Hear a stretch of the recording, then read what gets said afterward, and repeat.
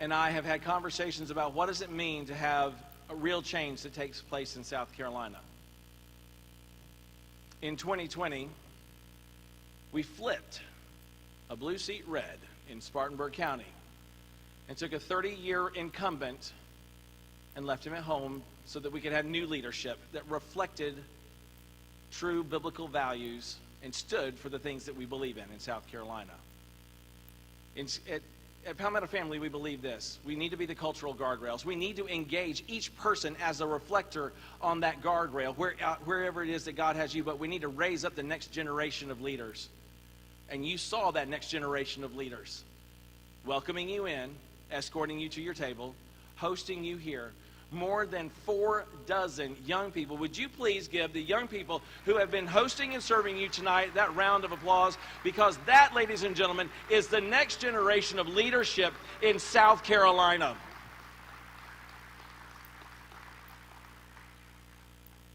It is my privilege to introduce a very good and dear friend of mine. The next generation of leadership in the South Carolina Senate, and a good friend of conservative who for the last 10 years was a voice for conservatism in the radios of South Carolina and especially in the upstate. Would you please welcome to the stage my dear friend and the senator from Spartanburg, Josh Kimbrell.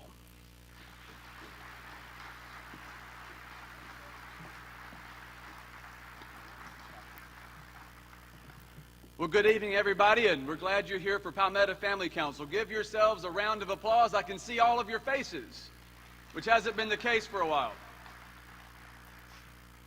When Dave says that elections have consequences, let me give you some fruits of those consequences that happened just a few moments ago, because in the South Carolina Senate, we just brought out of committee, voting it on the floor to bring 2 pro-Second Amendment bills to the floor of the Senate in spite of objections from Democrats and in spite of the committee process holding it back. And many of my Senate colleagues here tonight voted for that. We are going to expand the Second Amendment in South Carolina next week.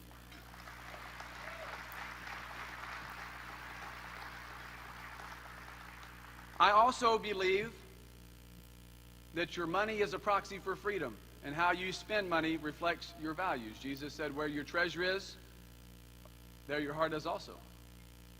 So tonight, a number of us in the South Carolina Senate voted against funding for the Department of Health and Human Services and any funding for Planned Parenthood in South Carolina, and that did include me.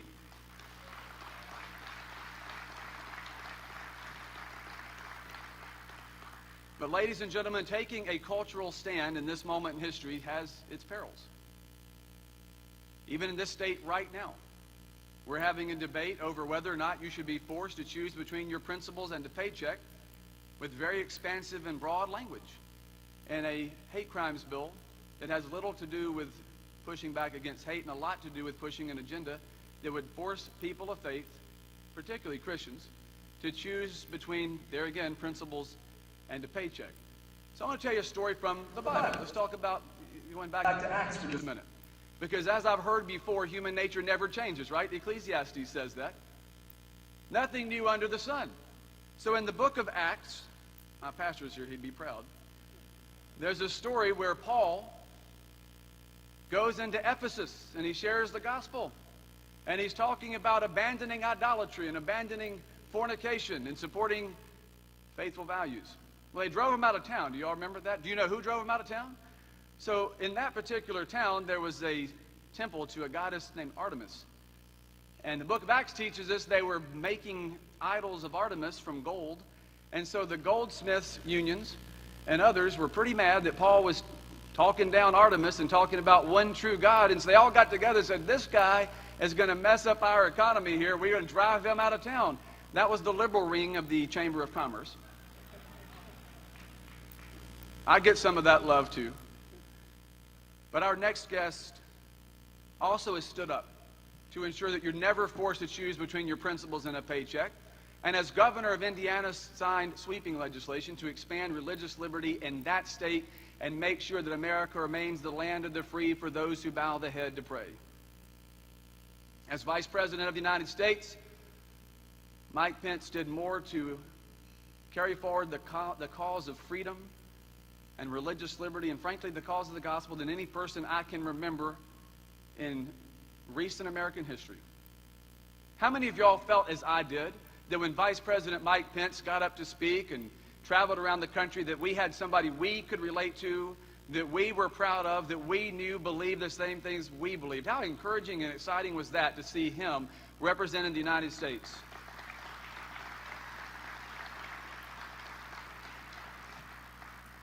But again, it's not without slings and arrows. It's not without people attacking you. We saw it even last night with our Senator Tim Scott. Some horrible things have been trending on Twitter today. If those things had been said about a conservative or a Republican, they would have been banned. They would have been thrown off Twitter by now. But if you stand for truth, if you stand for faith, if you stand for the right of the people of this country to keep and bear arms, to stand up for the principles of capitalism and the free enterprise system, you are going to be attacked. But as we're told in the scriptures, count it all joy when you endure trials of many kinds, because it produces for you a greater crown of glory later. And frankly, I believe that we'll see the goodness of the Lord even in the land of the living. I don't think we're all going to wait till we get to heaven to see goodness and to see good people lifted up. Because Mike Pence has already been Vice President of the United States. And he's still out there fighting now as a former Vice President. That's why he's here tonight. Think about what kind of message that sends. In the ruby red state of South Carolina, the buckle of the Bible Belt, so to speak, that Vice President Pence is here to stand with all of you, and I certainly pray you'll stand with him. Because the next 4 years are going to be a rocky and tumultuous sea, where we're oftentimes going to be discouraged. We're going to feel like at times quitting. But I believe that the best days for this country are still ahead, because I know that men like Mike Pence are still out there fighting for the future of the United States of America. You know, I'm reminded of a song I used to play on the radio back when I did radio, and I think I have a face still made for radio. But it was by Aaron Tippin. We used to play this as an intro to a lot of the shows I would do. It was called, "If You Don't Stand for Something, You'll Fall for Anything." Well, our next guest was also a talk radio host before he served as a member of Congress and the governor of Indiana and the Vice President of the United States. And ladies and gentlemen, I will say, as for me in my house, I would love to see Mike Pence become my commander-in-chief, and I'm glad he's visiting the great state of South Carolina tonight. God bless him. Give Vice President Mike Pence a warm South Carolina welcome.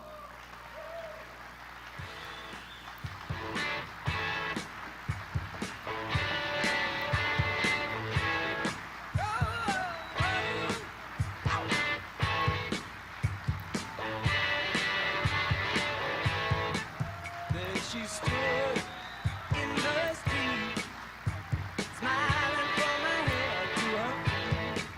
I said, hey, what is this? Now, baby, maybe she's... Well, hello, South Carolina.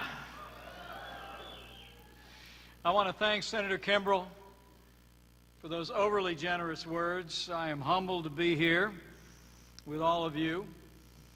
But I think Josh knows that the introduction I prefer is a little bit shorter. I'm a Christian, a conservative, and a Republican in that order, and it is my great honor to be with all of you today. And it's a great honor to be here at one of the most effective pro-family organizations in the United States of America, Palmetto Family. Let's hear it for David Wilson and the whole team. Thank you for supporting this extraordinary group. And it's great to be back in South Carolina, home to so many leaders that I admire: Governor Henry McMaster, Senator Lindsey Graham. I know we're joined today by a dear friend of mine from my days in Congress. Congressman Joe Wilson is with us tonight, a great champion.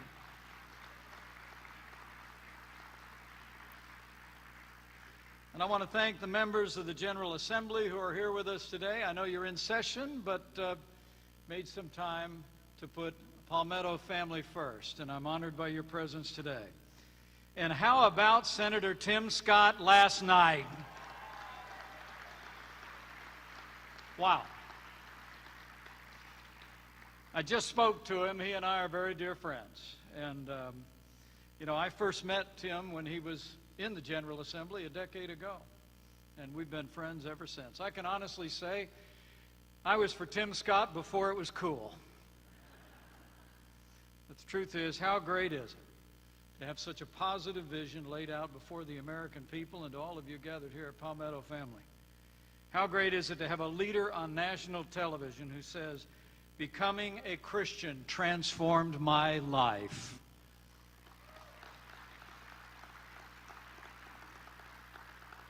It is really so good to be with you today. Some of you know that I had an unexpected medical procedure a few weeks back. But my doctors cleared me to travel, and I wouldn't have missed tonight for the world. You know, the truth is, they told me that my heart was actually skipping a beat every now and again, which is really unusual because that hasn't happened since the day I met my wife, Karen. Would you give her a round of applause? I know she's looking on, and she loves South Carolina. But I'm back, and I feel great, and I'm so grateful for the warm welcome and for the prayers. And I came here tonight for really two reasons. I came first to say thank you. Thank you for the privilege of serving as your vice president and the privilege of serving alongside President Donald Trump. It's the greatest honor of my life.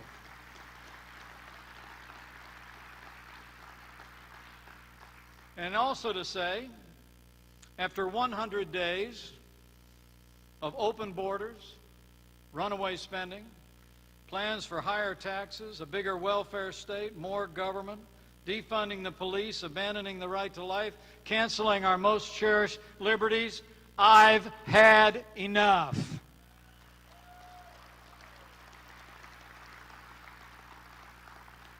After 100 days, I think the time has come for Americans devoted to faith and family and freedom and limited government to stand up and unite behind a positive agenda and win back America. And it starts right here and right now in South Carolina.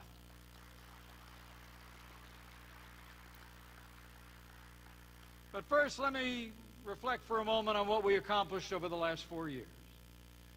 It's incredible. I remember the final day of the Republican convention in Cleveland in 2016. Our nominee and I climbed into the same car. We were headed to the airport to campaign together. And to know our president is know someone who's more of a coach than a general manager. And he's sitting next to me in the car. We were still getting to know each other. And he starts to give me the pep talk. He says, "Mike, campaign starts now." He said, "Now, if you go north, I'm going to go south. If you go east, I'm going to go west." And I said, "You got it." And he goes, "I know you're governor of Indiana, but whatever time you have to spare, we're going to work and work and work." And I said, "You got it. I'm in. I'm all in." And he goes, "But we're going to have to work. We're really going to have to work and go out and campaign and take our message to the American people." And I said, "I'm there. I got it. I hear you." And then he says to me, "We're going to work and work and work." And then he looked over at me and he hit me in the shoulder and he said, "And then it's going to be great." And I got to tell you, it was. It was 4 years of consequence, 4 years of results, and 4 years of promises made and promises kept.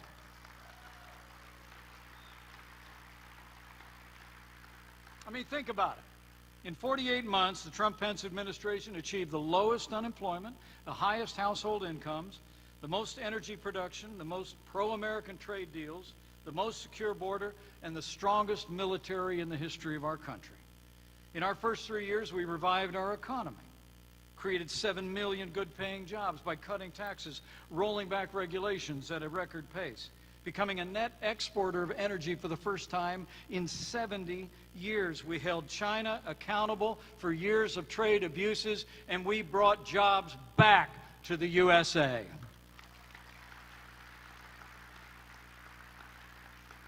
And in the face of the worst pandemic in 100 years, we launched the greatest national mobilization since World War II.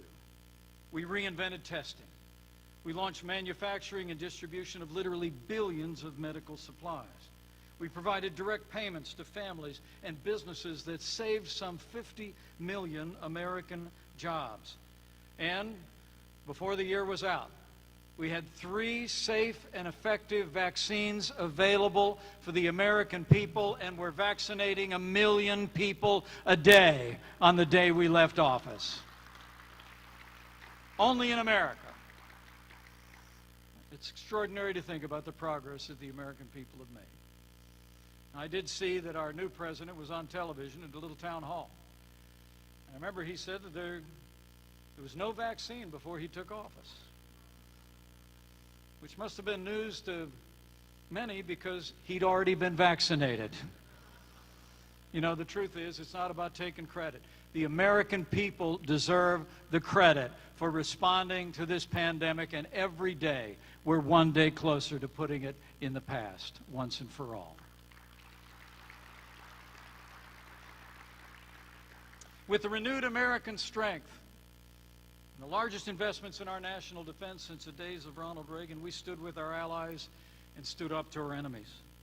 Over those 4 years, our military defeated the ISIS caliphate, and we eliminated their leader without one American casualty. It's extraordinary.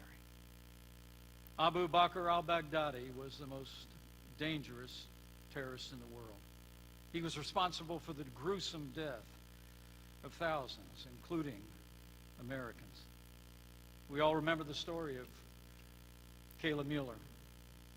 She was captured by ISIS and actually held by al-Baghdadi. It was amazing for me to be there that night in the Situation Room, sitting alongside the President and our military leaders. We watched in real time as American Special Forces descended on that compound in northern Syria. And I'll never forget, in a mission that was named after Kayla Mueller, they brought justice to al-Baghdadi. And the words that came across the intercom from in the field was jackpot. We got him. Our armed forces are the greatest force for good the world has ever known.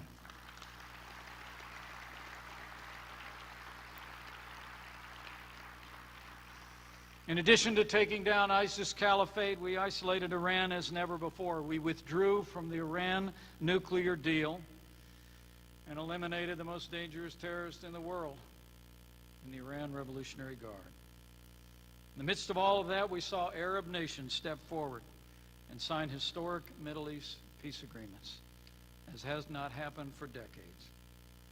And this president and our administration kept our word to the American people and our most cherished ally when we moved the American embassy to Jerusalem, the capital of the State of Israel.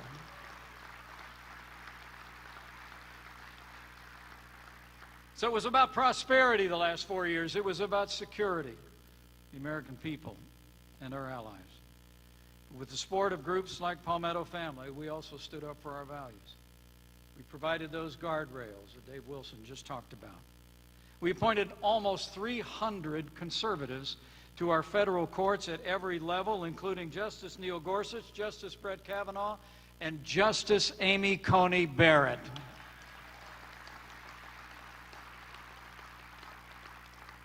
From day one, we defended religious liberty. We ended the assault on the Little Sisters of the Poor. And every single day, this president, this vice president, and our administration stood without apology for the sanctity of human life.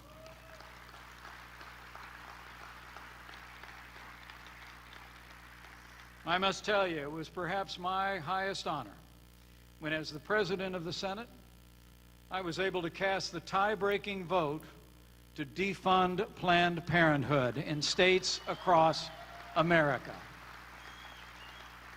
And groups like Palmetto Family made that progress possible, and I couldn't be more grateful. But I want to tell you that the support for life literally started on day one. I'll never forget, we were in our first month in office in 2017, and the anniversary of the Roe versus Wade decision came up, and the March for Life was scheduled to take place on the National Mall on a cold day. Well, the Prime Minister of the United Kingdom was in town, and the President was not going to be able to address the crowd. And I remember standing next to the Resolute desk as he was lamenting the fact that he wouldn't be able to engage the crowd. And I said, rather shy at that time, I said, well, you know, they invited me too. And he looked up at me and he said, They invited you to speak? And I said, yes.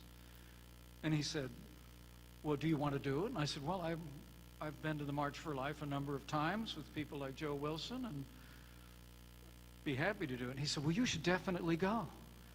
And I had the privilege of being the first vice president in history to be able to address the March for Life on the National Mall. And 2 years later, President Donald Trump did the same.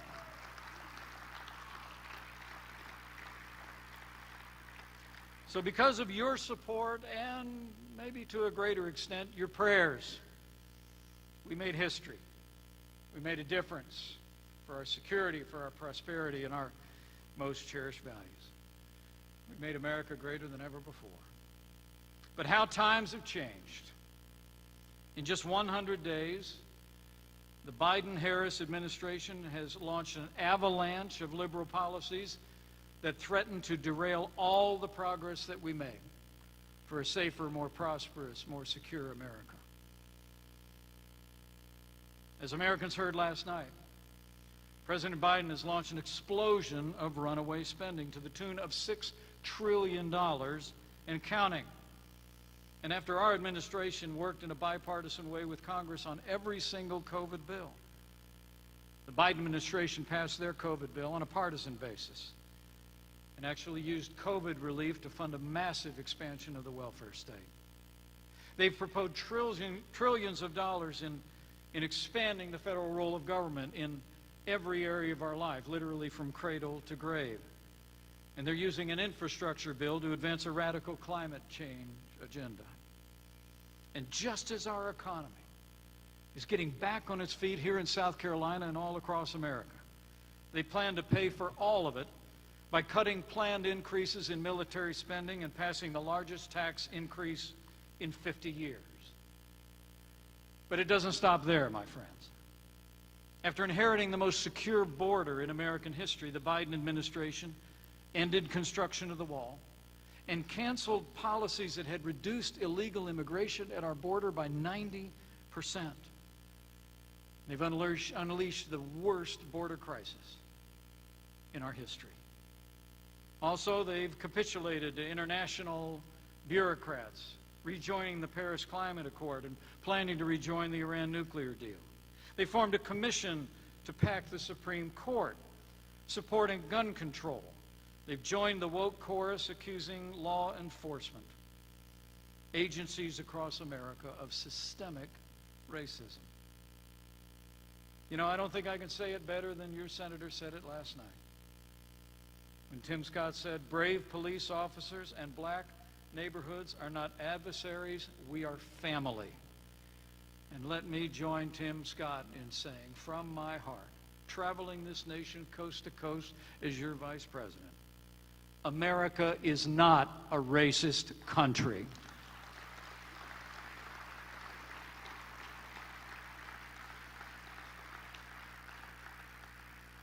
Democrats have been so busy advancing their liberal agenda that sometimes I feel like the left hand doesn't know what the far left hand is doing.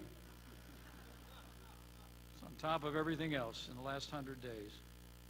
There's been a wholehearted embrace of the radical left's all-encompassing, rapidly escalating war on American traditional values. They abolished the 1776 Commission. They authorized teaching critical race theory in federal agencies and public schools. And they restored Title X funding to Planned Parenthood of America. Even AOC said the Biden administration, quote, exceeded progressives' expectations. Had enough? I have. I mean, in 2020, the American people did not vote for that agenda. They did not vote for the agenda of the radical left.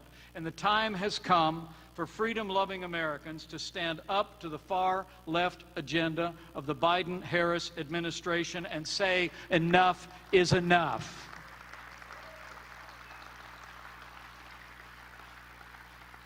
It's time to unite behind a positive agenda built on our highest ideals and win back America. And we have the winning agenda, men and women. I have no doubt about it. build on American values and on our confidence in the American people. You know, again, your senator said last night, our best future won't come from Washington schemes or socialist dreams. It will come from the American people. And Senator Tim Scott was right. Our agenda is clear. It's the agenda that we just implemented in 4 years of the Trump-Pence administration. It's built on a strong national defense, on secure borders, on free market economics, trade deals that put America first. It's on conservative judges. And it's a movement that is built on upholding all the God-given liberties enshrined in the Constitution of the United States of America. The First Amendment, freedom of speech, freedom of religion. The Second Amendment, right to keep and bear arms. The 10th Amendment, limited government, and letting states lead on the issues most important to our families.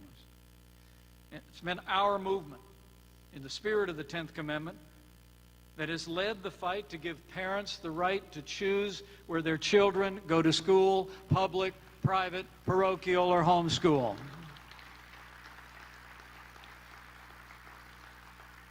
And it's our movement that recognizes that election integrity is a national imperative, and election integrity and reform belongs at the state level.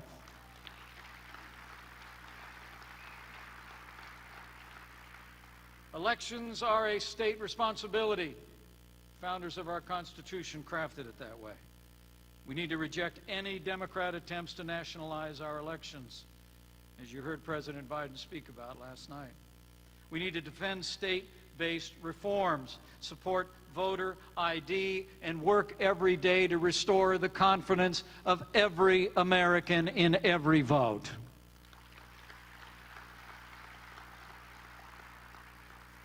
And with our agenda and our movement, we will always stand by the men and women who serve on the thin blue line of law enforcement.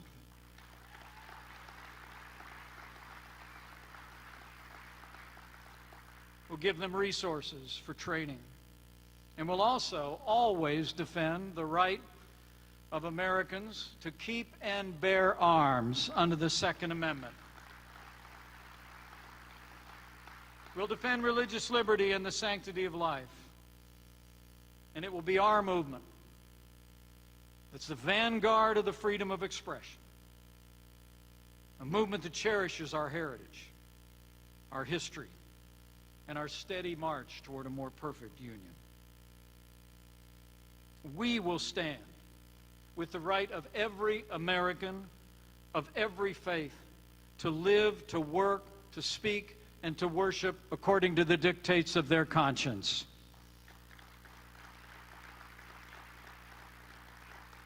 We will reject critical race theory in our schools, in our public universities, and we will cancel culture wherever it arises.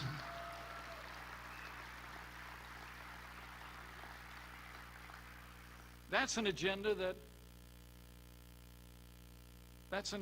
win. That's an agenda that'll win back America. And it's a positive agenda. These divided times that each and every one of us needs to take to our neighbors and friends. You know, we've all been through a lot over the past year. A global pandemic, civil unrest, a divisive election, tragedy at our nation's capital, and a new administration intent on further dividing our country as they advance the agenda of the radical left. But through it all,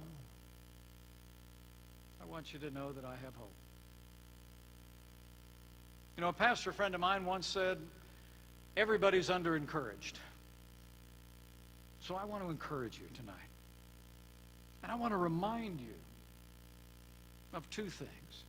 First, we've seen this movie before. In 2010, we had a Democrat president, Democrat majorities in both houses of Congress. I was there. I was serving as a House Republican Conference Chairman, and I remember, Joe, so do you, I remember how defeated we all felt. The hope and change had arrived, right? All the media had aligned itself, just as they are today, behind that new Democrat administration. But what happened then, and I believe will happen again, is that conservatives across America, in public office and in families and businesses alike, all rallied around the cause. We rallied around a positive agenda to offer, as President Reagan used to say, a choice, not an echo. A positive agenda built on our principles. And in 2010, we won 63 seats in the House of Representatives and retired Nancy Pelosi as Speaker of the House.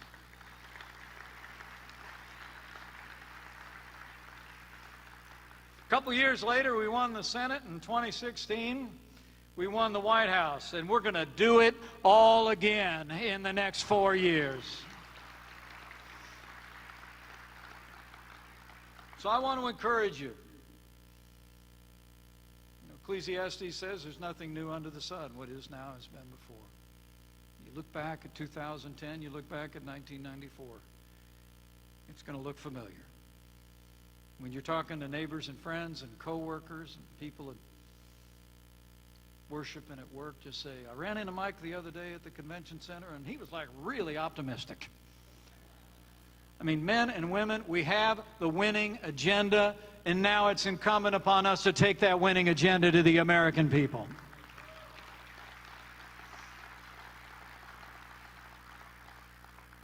In fact, I think we do well to heed the words of that 40th president.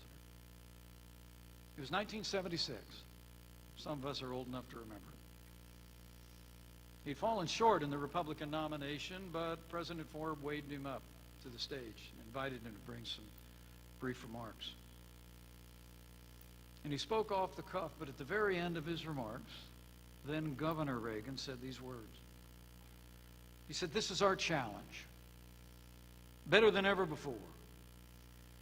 We've got to quit talking to each other and about each other and go out and communicate to the world that we carry the message they've been waiting for. We must go forth from here united because there is no substitute for victory.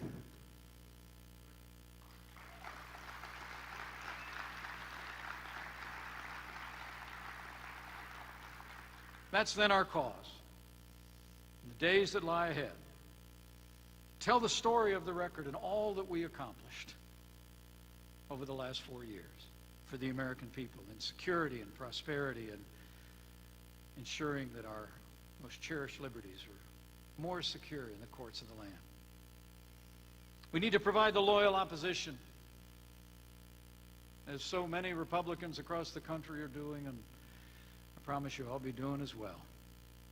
Pushing back on an administration and a liberal agenda being driven by the radical left.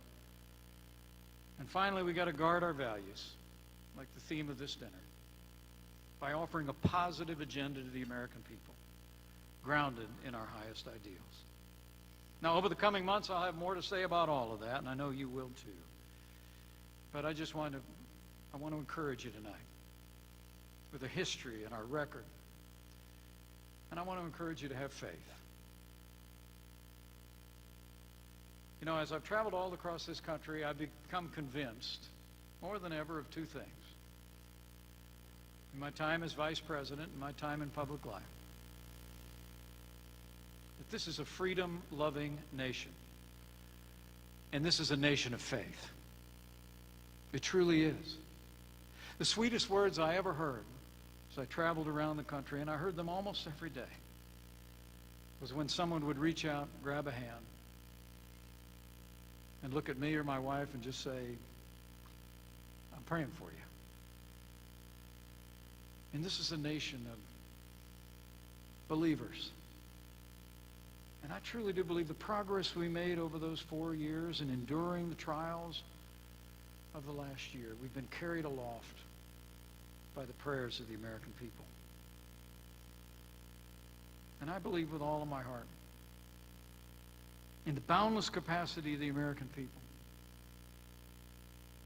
But also, I believe this is a time when we ought to renew our faith in Him who placed this miracle of democracy on these wilderness shores. Because I say from my heart, God isn't done with America yet.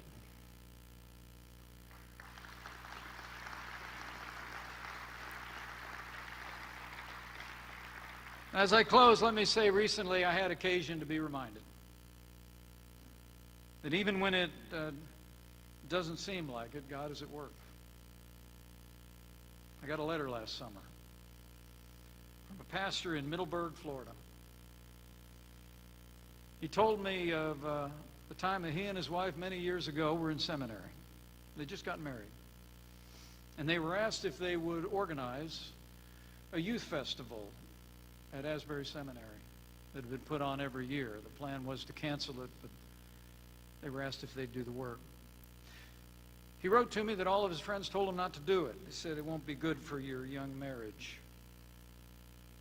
But they said they prayed about it and decided that they'd go ahead and organize it. So they spent the whole year, and they arranged for contemporary Christian bands to be there and some wonderful preachers to be there.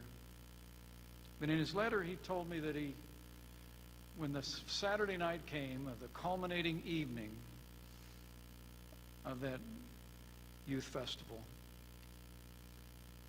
that it was raining. And he and his young bride walked through the grounds thinking that it had all been for naught. And then he wrote to me that that's because I didn't know that a future Vice President of the United States would be giving his life to Jesus Christ that night. He said, I cannot write that without tears, and I cannot recite it without it. I remember that night, sitting on that hillside. It was like I heard for the first time those words that God so loved the world, that He gave His only begotten Son, that whoever might believe in Him might not perish but have everlasting life. And I stood up and I walked down, not out of a sense of intellectual agreement or assent, but because my heart was broken with gratitude for what had been done for me. I wrote that pastor back, and on a trip to Florida, I had a chance to meet he and his wife. They're wonderful people. And when I shook his hand, I just told him, now I know who else to thank for that night in 1978. You know, even in these challenging times, I think we do well to remember that ancient verse that's hung over the mantle of our home for 20 years. It's in Jeremiah 29:11. It says, for I know the plans I have for you, plans to prosper you, not to harm you, plans to give you a hope and a future. And I believe, as everyone involved with Palmetto Family believes, that if we will but put our trust in Him, if we will carry the message of our ideals and values to our neighbors and friends, there is a hope. There is a future. And the best days for the greatest nation on earth are yet to come. Thank you. God bless you all, and God bless America.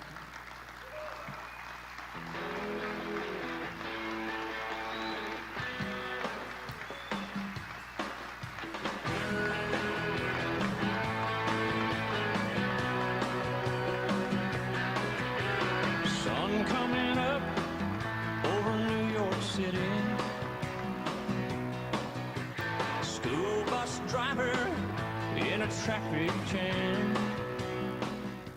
Ladies and gentlemen, you cannot beat that. We are getting ready to serve some dinner, so please take a moment to have a seat, and dinner will be served shortly. We'll continue our program in about 15 minutes, but let us Another round of applause to Vice President Mike Pence and the true message of conservative values that we believe in here in South Carolina. Ladies and gentlemen, enjoy your dinner right now. We'll be back shortly. Thank you.